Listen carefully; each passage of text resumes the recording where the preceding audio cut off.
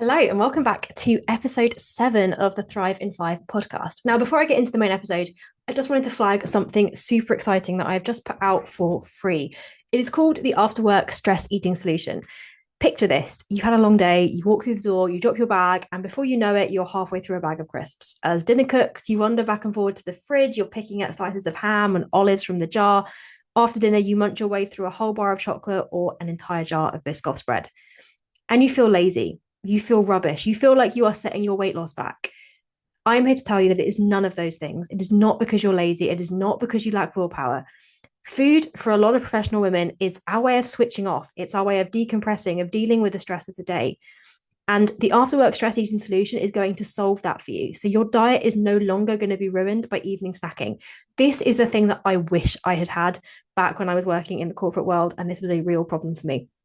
I'll say no more just now. I will talk about it later in the week, but go and check it out. The link is in the episode description. Now, on to today's topic. I want to talk today about how I learned to love exercise for a very different reason to how a lot of people learn to love exercise. I used to hate exercise, and it's something that blows a lot of people's minds, I think, when they realize that I work in the health and fitness industry. Because if anybody who knew me when I was a kid would be horrified and like shocked that I do what I do now, because I was not into sports. I think I faked a period at school for about 6 weeks to try and get out of doing school swimming. I hated like athletics, netball, hockey. I was on the hockey team very, very briefly when I was about 12, like the hockey E team at my school, and I got thrown off it for being lazy. I hated exercise. I was not sporty at all. I was quite overweight as a kid. I was super uncoordinated. I still am pretty uncoordinated, if I'm honest. And I never really enjoyed exercise in any way. Even as an adult, as I got into exercising, I did fitness classes at uni and things like that. I only ever did it because I wanted to lose weight. I never did any form of exercise out of anything other than a desire to change my body. I signed up to Couch to 5K like 7 or 8 times, only ever because I wanted to lose weight. Every gym I joined, every fitness class I did, it was all about weight loss.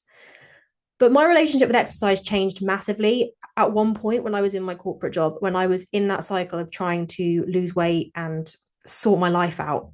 I was working a very stressful, busy job. I had a long commute. I was taking a lot of work home with me, and I was a bit burnt out and exhausted. I felt like I was perpetually on this edge of burnout for a lot of my career. And I also wanted to lose weight, as I always did. Most of that time in my life was defined by me wanting to lose weight. And I was living in an area that had a gym just around the corner. I was working in a job where I didn't really have a lot of free time. I didn't really have the option to work from home.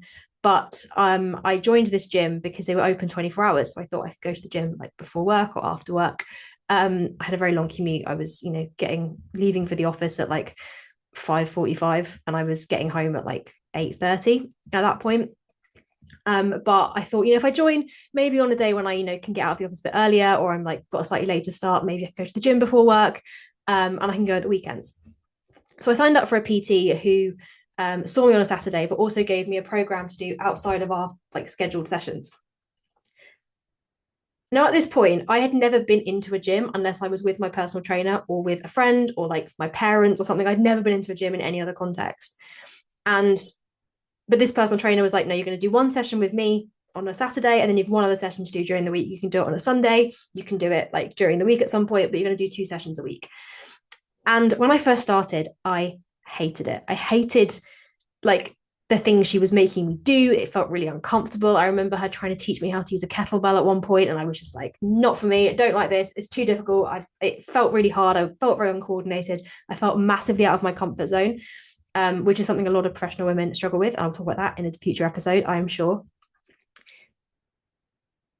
But I hated all of it. I hated like being in the gym. The gym wasn't a great one. Like it was a big like warehouse gym, and I just felt quite uncomfortable in it. It didn't really feel like I didn't really feel like I fit in. I felt very awkward about it. Um, and I felt like all of it was a bit stupid because all I wanted to do was lose weight. And she was giving me weights to lift, and she was encouraging me to learn how to deadlift and how to use like the leg press. And I was like, okay, fine, but is that going to make my legs thinner? Every time she gave me sit-ups to do, I was like, okay, but is that going to make my tummy flatter? Like that was all I was focused on. But over time, going to my PT sessions, and in particular, then going and doing the sessions on my own, I realized how good being in the gym was, for the simple reason that it was the only place that work couldn't contact me. When I was at home, my BlackBerry was pretty much attached to me, and if it I felt like it had to be. In reality, I could have said no, I could have turned it off, but I felt very unable to switch off. When I was at home, my laptop was often there. Outside of the gym, I was working almost all the time. But in the gym, my phone was left in the locker.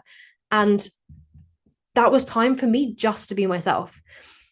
And over time, that extra workout she gave me, I used to rush it. I used to go in and try and do it in like 20 minutes and just get it done so I could tell her I'd done it because I signed up for this program. But over time, I started taking time over it. I started spending more time in the gym. I started actually counting my rest periods properly. I started actually doing the sets and reps that she'd given me rather than just doing one set and then saying, oh, I've done it. I started adding in new exercises. I started actually really pushing myself in the exercises I was doing. I went from doing one session extra to doing 2 or 3 extra sessions a week and really wanting to be in the gym more. I suddenly realized that the gym was actually a really great place to be.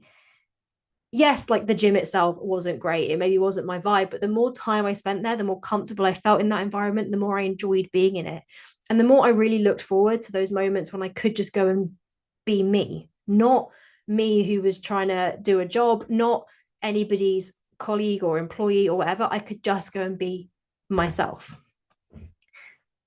Because exercise is more about more than changing your body. And it's something that you'll hear on social media all the time, and I see it written down all the time, like, don't exercise for your body, exercise for your mind. And I think, yeah, it's great. Exercise is great for your mental health. It's great for your general physical health. It's good for your longevity and to make sure that you are healthy.